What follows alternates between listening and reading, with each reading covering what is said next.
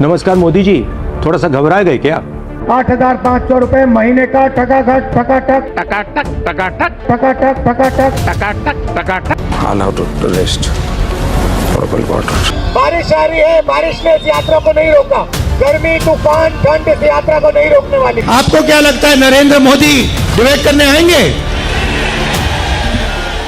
नहीं आ सकते हैं। कोई शक्ति इस पद यात्रा को नहीं रोक सकती, क्योंकि ये पद यात्रा हिंदुस्तान की आवाज है। मन में एक नई धारा शुरू हुई है, वो है वोट टू पनिश। आप लोग ये झूठ क्यों बोलते हैं बीजेपी वाले कि आपके आरएसएस से कोई? हमने ऐसा नहीं कहा। हाँ। मैंने ये कहा कि आरएसएस कोई दखल नहीं देता। लेकिन ये भी तो झूठ है। मैं नरेंद्र दामोदर दास मोदी ईश्वर की शपथ लेता हूं।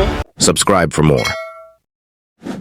अब की बार नरेंद्र मोदी तीसरी बार या अब की बार राहुल गांधी पहली बार। 19 अप्रैल से भारत में लोकसभा इलेक्शन शुरू हो गए हैं और इस कैंपेन में भारत की दो बड़ी पार्टियां यानी कि भारतीय जनता पार्टी और कांग्रेस जोरों शोर से खूब रैलियां निकाल रही है और फिलहाल इलेक्शन का 6th फेज चल रहा है। ये कहना थोड़ा मुश्किल होगा कि इस बार किसकी सरकार बनेगी, क्योंकि जहां मोदी ने सोशल मीडिया पे अपना बहुत अच्छा इमेज बनाया है, वहीं देखा जाए तो राहुल गांधी की भारत जोड़ो यात्रा ने काफी बड़ा इम्पैक्ट डाला है राहुल गांधी का इमेज बनाने में। दरअसल दोस्तों, किसी भी पॉलिटिकल पार्टी के लिए लोगों में अपने मेन लीडर्स का इमेज बनाना काफी जरूरी होता है। एक आदमी किसी भी पॉलिटिकल पार्टी का सबसे बड़ा चेहरा होता है, जैसे कि अभी बीजेपी का सबसे बड़ा चेहरा है नरेंद्र मोदी, इसी तरह आम आदमी पार्टी का सबसे बड़ा चेहरा है अरविंद केजरीवाल। सोशल मीडिया पे आपने देखा होगा कि मोदी कभी क्रिएटर्स अवार्ड में युवाओं के नजदीक रहे, तो कभी वो बॉलीवुड स्टार्स के साथ उनकी तस्वीरें वायरल हुई, तो कभी कभी नरेंद्र मोदी क्रिकेटर्स के साथ भी दिखते हैं। लेकिन सबसे बड़ा सवाल यह है कि इतना बड़ा अवार्ड फंक्शन क्यों रखा गया इन क्रिएटर्स को अवार्ड देने के लिए? बिल्कुल नहीं। दरअसल इन क्रिएटर्स के मिलियंस में फॉलोअर्स होते हैं, सब्सक्राइबर्स होते हैं और मोस्टली इनमें यूथ होते हैं यानी कि जवान। 1947 में जब भारत आजाद हुआ था, तब उस टाइम भारत की ज्यादातर आबादी ओल्ड एज में थी। तब पॉलिटिकल पार्टियां रैलियां निकालकर अपने स्टेज पर अपने भाषण दिया करती थी। लेकिन आज टाइम बदल चुका है, क्योंकि टेक्नोलॉजी भी आज से 70 साल के मुकाबले बहुत आगे निकल चुकी है। अब सिर्फ रैलियां निकालने से काम नहीं चलेगा। अब यूथ को अगर लुभाना है तो उनके स्टाइल में उनसे एंगेज होना पड़ेगा, यानी कि सोशल मीडिया। आज की सच्चाई यह है कि जिसका साथ भारत का यूथ यानी कि भारत का जवान देगा, उसका पलड़ा ज्यादा भारी रहेगा। लेकिन इस इलेक्शन का सबसे बड़ा सवाल यही है, अब की बार तीसरी बार या अब की बार पहली बार भारत के लोग किसे चुनना चाहेंगे? सबसे पहले बात करते हैं राहुल गांधी के बारे में। उन्होंने अपने करियर में क्या किया और क्या नहीं किया, और क्या वो पीएम कैंडिडेट के लायक है भी या नहीं। कांग्रेस पार्टी को बचाने का सवाल एक काफी जरूरी सवाल है, क्योंकि एक मजबूत डेमोक्रेसी में हमें एक मजबूत सरकार की तो जरूरत पड़ती है। इसके अलावा हमें एक ऐसी अपोजिशन पार्टी की जरूरत पड़ती है जो काफी स्ट्रांग हो। और अगर कांग्रेस एक मजबूत ऑपोजिशन पार्टी नहीं बन सकती, तो किसी और पॉलिटिकल पार्टी को आना होगा मजबूत ऑपोजिशन बनने के लिए। लेकिन किसी भी दूसरी पॉलिटिकल पार्टी के लिए कांग्रेस के लेवल तक आने में काफी ज्यादा टाइम लगेगा। यहाँ पर पार्टी को रिकवर होने के लिए इनके छोटे छोटे मिस्टेक्स को समझना पड़ेगा। पहला पॉइंट है नेपोटिज्म। राहुल गांधी के माथे पे स्टैंप लग चुका है डायनेस्ट होने का, जिसे हटाया नहीं जा सकता। अब ऐसा नहीं है कि यहाँ पर नेपोटिज्म सिर्फ कांग्रेस में है, आपको लगभग हर पार्टी में नेपोटिज्म देखने मिलेगा। समाजवादी पार्टी के अखिलेश यादव, शिवसेना के उद्धव ठाकरे, आरजेडी के तेजस्वी यादव, इसके अलावा भाजपा में भी डायनेस्ट भरे पड़े हैं, जैसे कि पीयूष गोयल, अनुराग ठाकुर, परमेश वर्मा, पूनम महाजन, वरुण गांधी, तेजस्वी सूर्या। इतना ही नहीं, बल्कि कांग्रेस के अंदर और भी बहुत सारे डायनेस्ट पॉलिटिशियंस है, जैसे कि सचिन पायलट, आदर्श शास्त्री, सलमान खुर्शीद। लेकिन इन सब के बीच सिर्फ राहुल गांधी पर ही क्यों एलिगेशंस लगाए जाते हैं डायनेस्ट होने के? उन्हीं के ऊपर ही सबसे बड़ा लेबल क्यों रखता है डायनेस्ट होने का? इसके दो बड़े रीजंस है। पहला तो ये कि वो अनऑफिशियल हेड है कांग्रेस पार्टी के, यानी कि वो कांग्रेस पार्टी के सबसे बड़े फेस हैं। दूसरा ये कि वो पहले इतने ज्यादा कॉम्पिटेंट पॉलिटिशियन नहीं थे, और अगर वो कॉम्पिटेंट होते तो उन पे डायनेस्ट होने का धब्बा भी नहीं लगता, और डायनेस्ट होने का धब्बा लगता भी तो उन्हें इग्नोर किया जा सकता था। अगर मैं आपसे पूछूं कि राहुल गांधी की क्या पोजीशन थी कांग्रेस पार्टी में कुछ सालों पहले, इसका जवाब वीडियो को पॉज करके कमेंट बॉक्स में जरूर दें। फिलहाल कांग्रेस के प्रेसिडेंट है मल्लिकार्जुन खड़गे। आप कांग्रेस के वेबसाइट पे जाएंगे तो आपको पता चलेगा कि राहुल गांधी कांग्रेस के मेंबर्स में से एक मेंबर हैं। कांग्रेस में यही सेम पोजीशन। अगर हम किसी दूसरे नेता के बारे में बात करें तो शायद ही उनमें से किसी का नाम भी आपको पता होगा, लेकिन फिर भी राहुल गांधी की पोजीशन कांग्रेस पार्टी में नंबर 1 पे है। दरअसल साल 2019 में राहुल गांधी कांग्रेस के प्रेसिडेंट थे, लेकिन बाद में उन्होंने रिजाइन कर दिया। लेकिन आज भी अगर आप कांग्रेस के बारे में सोचोगे तो सबसे पहला चेहरा जो आपके सामने आएगा वो राहुल गांधी का होगा। आज से कुछ सालों पहले कांग्रेस की इंटरनल ऑर्गेनाइजेशन की किस तरह हालत खराब थी, इसे हम एग्जाम्पल से समझते हैं। 2022 में सोनिया गांधी कांग्रेस पार्टी की प्रेसिडेंट थी, लेकिन देखा जाए तो उन्होंने न कभी किसी पॉलिटिकल रैली में, इंटरव्यूज में और न ही वो कभी सोशल मीडिया पे नजर आती थी। कहने का मतलब ये नहीं कि वो खराब पॉलिटिशियन है, बल्कि 2004 और 2009 में जो कांग्रेस पार्टी जीती थी उसमें उनका काफी बड़ा योगदान था। साल 2000 में राहुल गांधी 30 साल के थे।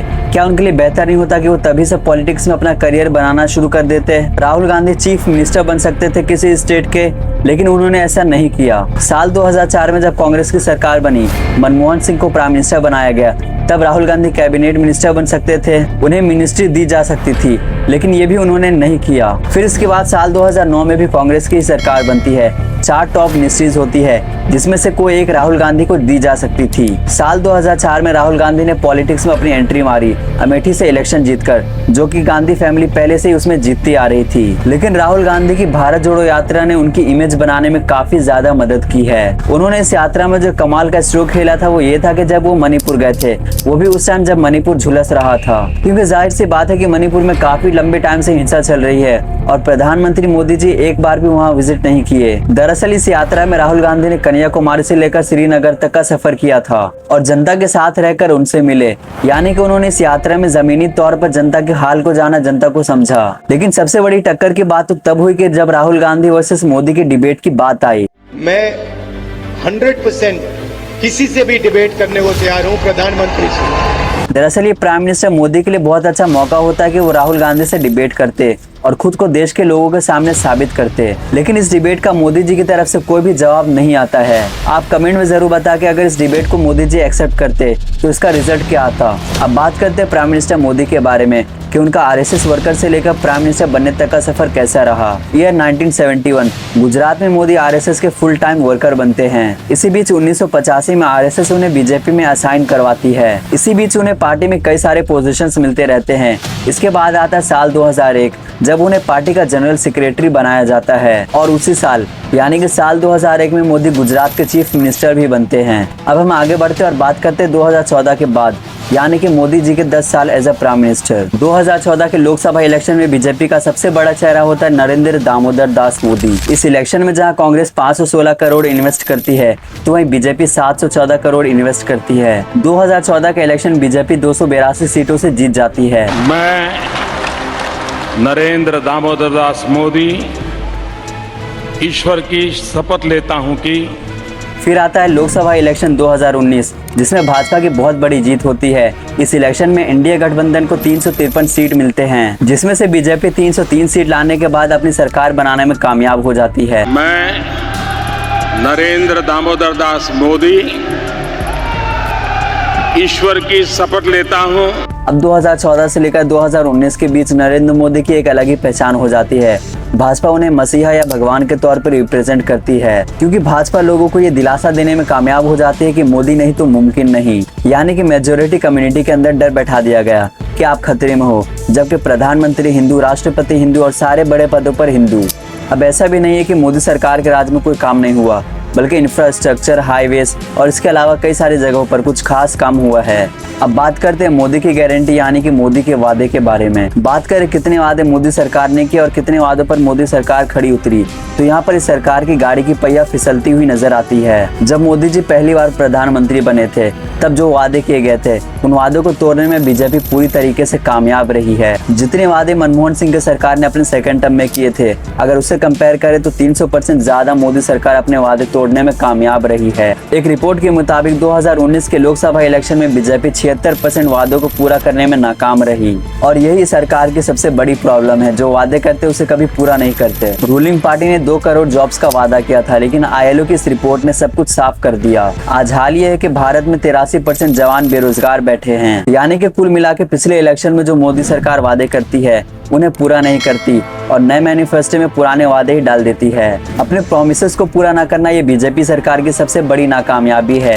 वैसे तो देश में पिछले 10 सालों में बहुत सारी घटनाएं हुई है, जिसमें से एक पुलवामा अटैक भी था। इस अटैक में भारत के 40 जवान शहीद होते हैं, इस अटैक को पाकिस्तानी बेस्ड ग्रुप जैश ए मोहम्मद क्लेम करता है कि इसमें उनका हाथ था। लेकिन सबसे बड़ा सवाल यह कि इस अटैक में हमारी सरकार ने क्या रोल अदा किया। इसकी असलियत तब पता चली जब फॉर्मर जम्मू कश्मीर गवर्नर ने एक इंटरव्यू के दौरान सारे राज खोले। सत्यपाल मलिक जो उस टाइम के गवर्नर थे, वो कहते कि प्रधानमंत्री मोदी उन्हें इस हमले पर चुप्पी साधने को कहते हैं, क्योंकि जाहिर सी बात है कि 2019 में लोकसभा इलेक्शन भी थे। वो ये भी कहते कि प्रधानमंत्री मोदी को भ्रष्टाचार, करप्शन से कोई भी नफरत नहीं है। पुलवामा अटैक हमारी इंडिपेंडेंट हिस्ट्री में काला धब्बा बन चुका है। फिलहाल हम इस टॉपिक पे ज्यादा डीप नहीं जाएंगे। आपको सत्यपाल मलिक का ये इंटरव्यू जरूर देखना चाहिए। बीजेपी एक चीज बहुत अच्छे से कर लेती है जिसे कहते हैं इवेंट मैनेजमेंट। कहने का मतलब है कि छोटी से छोटी चीज को बढ़ा चढ़ा कर दिखाना। जब G20 समिट इंडिया ने होस्ट किया, ब्रांड सपोर्टर्स वाहवाही कर रहे थे। उनका यही मानना था कि ये सब कुछ मोदी जी की वजह से ही मुमकिन हुआ, लेकिन ऐसा नहीं है, क्योंकि G20 समिट के जितने भी मेंबर्स होते वो हर साल कोई एक मेंबर होस्ट करता ही है। लेकिन एक राज जो इस चमचमाते इवेंट के पीछे दबकर रह गया, वो था गरीबों की जिंदगी। G20 समिट में बाहर से लीडर्स आने वाले थे, इसलिए उन्हें गरीबी ना दिखे, इसलिए ऐसा किया कि गरीब को ही मिटा दिया। इस इवेंट को बनाने के लिए न जाने सैकड़ों गरीबों ने अपना घर खोया। मोदी जी की इमेज बनाने की बात हो और इसमें मीडिया का कंट्रीब्यूशन ना हो, ऐसा बिल्कुल नहीं हो सकता। दरअसल जितनी मेहनत मीडिया ने मोदी जी की इमेज बनाने में की है, उतनी मेहनत मोदी जी ने खुद ने भी नहीं की। उधर मणिपुर जलता रहा और मीडिया हमें यही दिखाती रही कि आज सचिन और सीमा ने क्या किया। जहां मीडिया को मोदी जी से ऐसे सवाल करना चाहिए कि अनएम्प्लॉयमेंट, डेवलपमेंट का क्या हुआ, तो मोदी जी से कहते हैं कि आपके फिटनेस का राज क्या है। इंडियन मीडिया हिंदू मुस्लिम करने में भी बहुत ज्यादा आगे है। मानो कि देश के दो कम्युनिटीज को लड़ाने का ठेका इन लोगों ने ही ले रखा है। पहले मीडिया की बात ही अलग हुआ करती थी। पहले निष्पक्ष पत्रकार हुआ करते थे, खुल के सवाल करते थे, ऐसा कि पॉलिटिशियंस बौखला जाए और कैमरा बंद करवाने पे आ जाए। असल पत्रकारिता तो पहले हुआ करती थी, बेबाक सवाल हुआ करते थे। लेकिन अब हाल ये है कि राजनीतिक सवालों के बजाय ये पूछा जाता है कि मोदी जी आप थकते क्यों नहीं। ज्यादा एनर्जेटिक मुझे लग रहे हैं, ज्यादा आपने रैलियां की है, ज्यादा आप काम कर रहे हैं, आप वाकई थकते क्यों नहीं है। मैं भी कई बार ऐसा होता है थक जाती हूँ और मैं ये कहती हूँ कि बहुत थकान होगी, अभी नहीं होगा।